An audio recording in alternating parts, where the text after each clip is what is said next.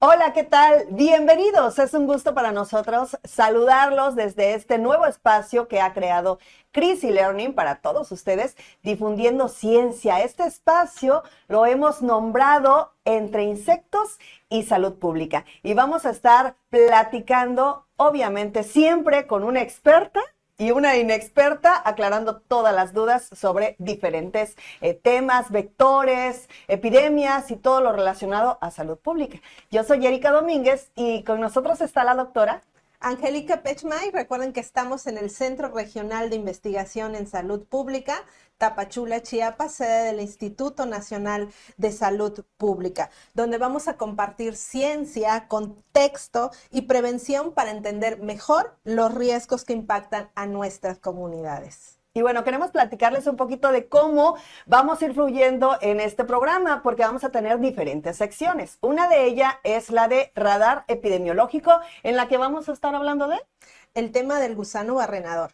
Y bueno, también cada programa vamos a tener la palabra del día, y en esta ocasión la palabra del día es vector. Y bueno, también el insecto del mes. Hay tantos insectos, tanto de qué hablar, pero solamente uno por mes, y esta ocasión será La mosca. La mosca. Y bueno, también tenemos una sección donde saldremos a las calles a consultar las dudas de todas las personas, y esta es la de Pregúntale al experto. Va a estar muy interesante también porque, bueno, todos ustedes pueden compartirnos esas dudas que tengan y nosotros buscaremos al experto indicado para resolver todas sus dudas. Y por último, bueno, la última sección, doctora. Tendremos mito o realidad, en donde también abarcaremos temas de actualidad y entrevistaremos también a un experto que nos responda si es mito o realidad. No olviden dejar sus comentarios en nuestras redes sociales, Cris Oficial, por parte de Facebook, Cris_INSP, al igual que Instagram, y por X, por Cris INSP. Sí, hay que aclarar que esta sección, la de mito y realidad, pues va a depender mucho de ustedes, de todas las preguntas o dudas que ustedes nos manden en nuestras redes sociales. Así es. Comenzamos.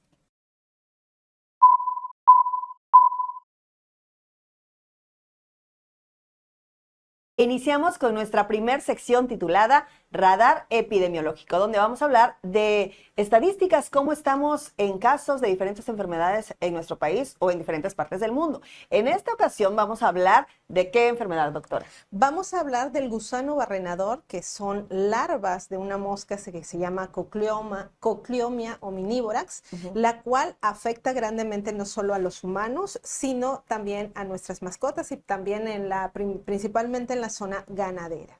Bueno, nos habla usted de casos de miasis. ¿Qué es esto? Explíquenoslo, por favor. Sí, una miasis es una infestación por estas larvas de las moscas, que estas larvas se encargan de comer el tejido vivo o muerto de los mamíferos, incluyéndonos a nosotros los humanos. Tenemos unas imágenes que queremos compartirles y por ello también queremos advertirles, algunas de ellas son sensibles. Explíquenos, doctora, ¿qué estamos viendo en este momento? Bien, aquí tenemos justamente las larvas del gusano barrenador y podemos observar cómo diferentes estadios larvales. Estas larvas, te comento que fueron extraídas también de una mascota, de un perrito, que se encontraba justamente con estas miasis, y podemos observar ahí, estas imágenes son sensibles, cómo fueron extraídas de una herida. Bueno, hay que aclarar, entonces, esta mosca llega a una herida de un mamífero, un perrito, el ganado, y puede también ser en humanos, una herida expuesta, y empieza, bueno, pone la larva, y después aparece este gusanito que empieza a comer los tejidos, así, tal cual. Claro, esta mosca se impregna en las heridas abiertas y puede poner hasta 300 huevos. De estos huevos justamente se desarrollan estas larvas que podemos observar aquí. Y estas larvas son las que infestan justamente ocasionando la miasis. Ok, bueno, ya me quedó muy, muy claro el tema, y lo preocupante es que hay casos en humanos. Claro, hay casos, hay miasis en humanos, por eso hay que prevenirnos. Una manera de prevenirnos es curándonos las heridas, lavándolas bien, colocándonos también manga larga, la ropa manga larga. La población más vulnerable son los adultos mayores y los bebés que justo tienen aún que no ha cicatrizado bien la región del ombligo, entonces hay que lavarlos bien, taparlos, cuidárnoslos, y si nosotros llegamos a ver alguna herida con este tipo justamente de larvas, acudir al servicio médico, o incluso si nosotros tenemos mascotas y vemos este tipo de heridas, llevarlas al veterinario, porque veterinario. causa también Sí, claro. afecciones a los animalitos, a nuestras mascotas. Ok, doctora, muchas gracias. Vamos entonces ahora a las estadísticas. Platíquenos, ¿hay casos en nuestro país? ¿Desde cuándo? ¿Desde qué año? Hay casos en nuestro país. La Secretaría de Vigilancia Epidemiológica reportó el primer caso de miasis En humanos en el 2025, y del 2025 al 2026 el total de casos son 219 hasta la semana 11. Doctora, ¿cuál es el estado o los estados con mayor casos de miasis en humanos? Sí, como podemos observar en la tabla, el total de casos, los mayores estados con miasis está el estado de Chiapas, seguido del estado de Yucatán y también Oaxaca. Ok, entonces sí es un tema preocupante en salud pública y que nos tiene que ocupar también. Claro, es prevención, cuidárnoslos de apenas vemos heridas, o incluso muchas veces están relacionados también con las zonas ganaderas, con el ganado. Entonces cuidarnos, tener manga larga, tener nuestro patio limpio, sin materia orgánica, cuidar a nuestra familia si tenemos bebés o población vulnerable, gente adulta. Cuidarnos y acudir por cualquier cosa al servicio médico o llevar a nuestras mascotas al veterinario. Siempre acercarnos al sector salud. Exactamente. Muchas gracias, doctora.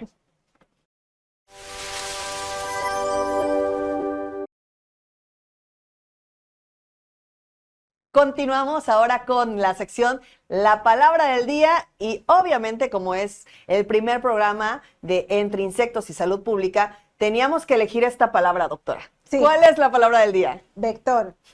¿Qué es un vector? Por favor, explíquenos detalladamente.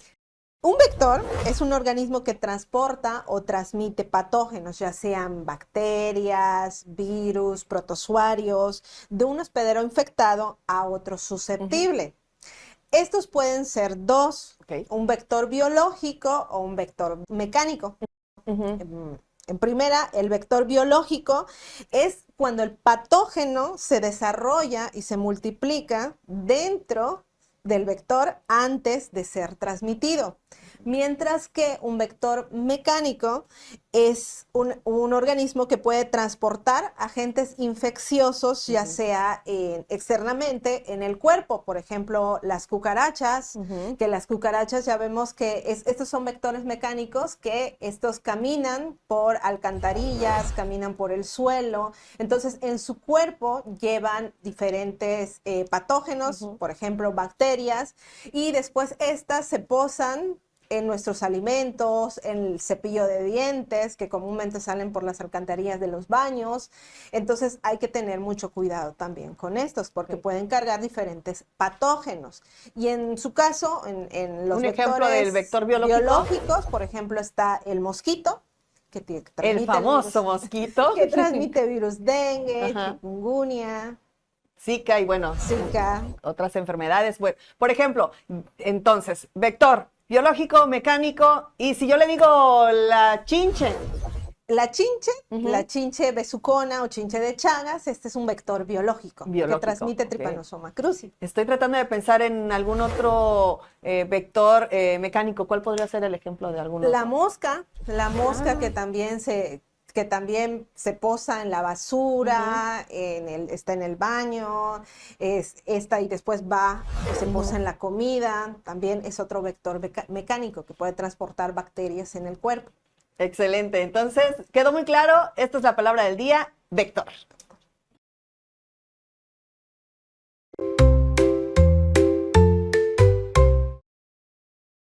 En esta sección vamos a conocer a detalle las características de un insecto. El insecto elegido para el día de hoy es nada más y nada menos que... La mosca del gusano barrenador. Vamos a platicar a detalle de las características de esta mosca, doctora. Primero, bueno, ¿cuál es su nombre científico? El nombre científico de esta mosca es Cocleomia omnivorax. Vemos que a diferencia de la mosca doméstica que nosotros encontramos en casa, esta la vemos con un tono de azul, verde, metálico. Y también otra característica son los ojos. Los ojos son rojos anaranjados y vemos también que hay 3 rayitas para diferenciar en la parte del tórax o la parte dorsal de la mosquita. Ahí vemos 3 secciones muy diferenciadas y el color es parte característica de esta mosca. Sí tiene un color muy llamativo, ¿no? Sí, el color verde metálico y los ojos también son característica principal, que son los ojos color rojos. Y bueno, ya con esto podemos identificarla y diferenciarla tal vez de la mosca que comúnmente vemos en casa, que como bien sabemos y ya lo aprendimos aquí, esa mosca es un vector mecánico, pero bueno, esta mosca sí hay que preocuparnos, ¿no? De ella y hay que ocuparnos. Hay que ocuparnos porque recordemos que para que se dé la infestación, esta mosca se tiene que obviamente, se impregna en las heridas abiertas,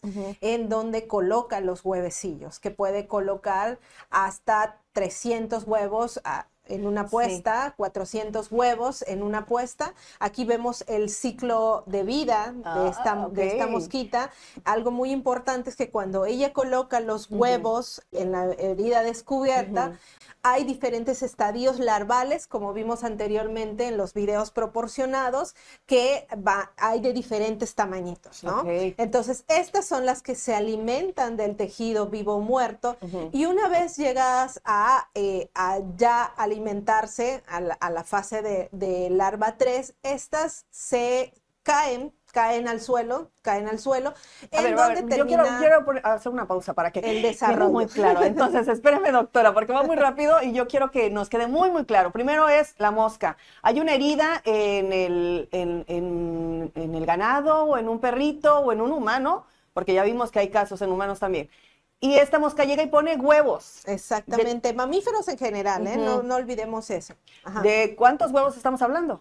En promedio ponen 300, pero en la literatura reportan que también pueden poner hasta 400 huevos. Bueno, y este huevo queda en la herida, estoy viendo en la imagen, de 12 a 24 horas, y después ya surge la larva. Exactamente, que pasa por diferentes estadios larvales también. De 4 a 8 días. Dios mío, y después de ese tiempo, entonces, ¿en qué momento empieza la miasis? ¿En qué momento empieza Ya, la miasis, recordemos que el término es la infestación por justamente las larvas. Entonces, ahí ya es una miasis porque ya se desarrolló, ya está infestado y ya se está alimentando del tejido vivo o muerto. Y una vez que llega a la larva 3 es cuando sale, ya se alimentó, ya sale para convertirse en pupa. ¿Ok? ¿Hasta ahí bien? Entonces, después de que se alimenta, esta larva continúa. Exactamente, por eso la alerta justamente de cuando hay un caso hay que atenderlo. ¿Por qué? Porque las larvas pueden incluso estar en la tierra, en pupa, para poder después ya pasar otra vez al estado adulto, pero están en el mismo sitio, están conviviendo con otros perritos sanos, gatos, incluso con nosotros los humanos. Entonces esta larva al final termina en la tierra y vuelve a surgir la mosca adulta. Y es un ciclo interminable. Exactamente. Un dato importante también es que las hembras son las que ponen huevos. Los machos de estas son inofensivos. Estos se alimentan justamente de néctar de flores, azúcares o otros fluidos azucarados también, al igual que, por ejemplo, los machos de los mosquitos.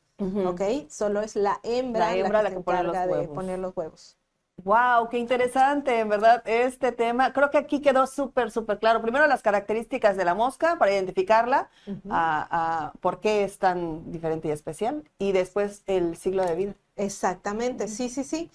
Volvemos a repetir porque es muy importante, porque siempre cuando la larva se desarrolla, la larva se va a tirar justamente al piso, y la importancia de llevar a nuestras mascotas o incluso nosotros, porque podemos seguir conviviendo en el mismo espacio.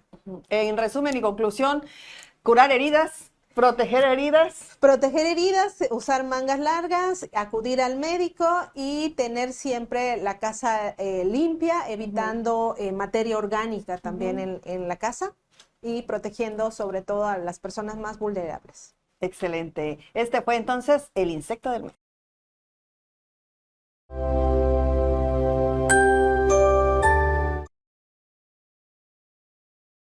En esta sección vamos a salir a las calles de Tapachula a preguntarle a las personas si tienen alguna duda, alguna inquietud, alguna pregunta para nuestros expertos en salud pública referente a vectores, epidemias, insectos, cualquier duda. Y bueno, no olviden que nos pueden mandar sus dudas también para que nosotros busquemos al experto para poder responderles. En esta ocasión vamos a enviar esta señal o esta transmisión a nuestra compañera, la doctora Farah Malouf, quien pues salió a las calles a ver cuáles son las dudas y las inquietudes, y después, claro, le preguntó al experto para aclarar todas esas dudas. Hola, salimos a las calles para recolectar las preguntas que nuestra comunidad tiene sobre enfermedades, insectos o vectores.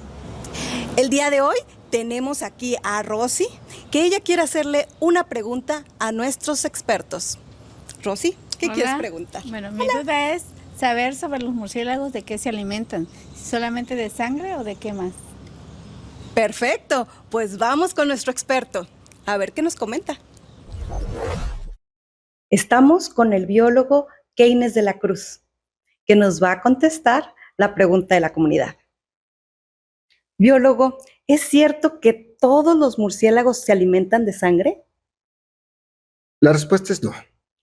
En el mundo existen aproximadamente 1.400 especies de murciélagos, y exclusivamente 3 de todas esas especies se alimentan de sangre y son exclusivas del continente americano. Las demás especies de murciélagos se alimentan de frutos, insectos, polen y mamíferos pequeños, son carnívoros. Muy interesante. Muchas gracias, biólogo, por ayudarnos a entender la alimentación de los murciélagos. Y nosotros vamos a seguir llevando sus preguntas a los expertos.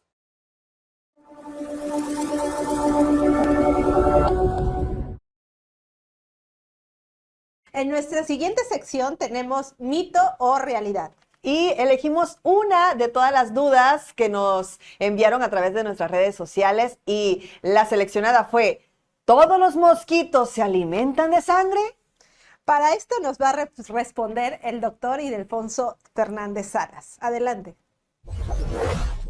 Efectivamente, la gente piensa que en el caso de mosquitos, ambos pican, macho y hembra, pero no es así.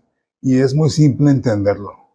En el caso de las hembras, ellas son las únicas que tienen la necesidad, el hábito de picar sangre humana. ¿Por qué? Porque la sangre humana es muy rica en proteínas. Es el caso de la hemoglobina, que es la proteína más importante que está en glóbulos rojos. Esta proteína, cuando la hembra la ingiere, pasa a sus ovarios y comienza a formar los huevecillos. Esa hemoglobina se transforma en vitelina o el vitelo, que es la yema de los huevos. Esa es la necesidad de la hembra de succionar sangre. Para los machos es más simple, su vida solo ocupa energía, carbohidratos, azúcares, y los obtiene a través de jugos vegetales, a través de azúcares que la misma naturaleza ofrece como algún fruto. Entonces, las hembras son las que realmente transmiten las enfermedades. Si tú dices, me picó un mosquito, correctamente sería, me picó una mosquita. Entonces, espero esto haya sido útil para ustedes. Gracias. Pues esperamos les haya encantado este espacio, así como nosotros que estuvimos muy emocionadas de compartir toda esta información. Ciencia para ustedes. Recuerden que la ciencia no solo está en un laboratorio, sino también está en tu patio, en tu comunidad, y que la vigilancia empieza por nosotros. Y este espacio pues es para ti, así que a través de nuestras redes sociales puedes compartirnos tus dudas o los siguientes temas que quieras que platiquemos aquí en Entre Insectos y Salud Pública. Muchas gracias, yo soy Erika Domínguez. Yo soy Angélica Pechmay y nos vemos en el siguiente episodio.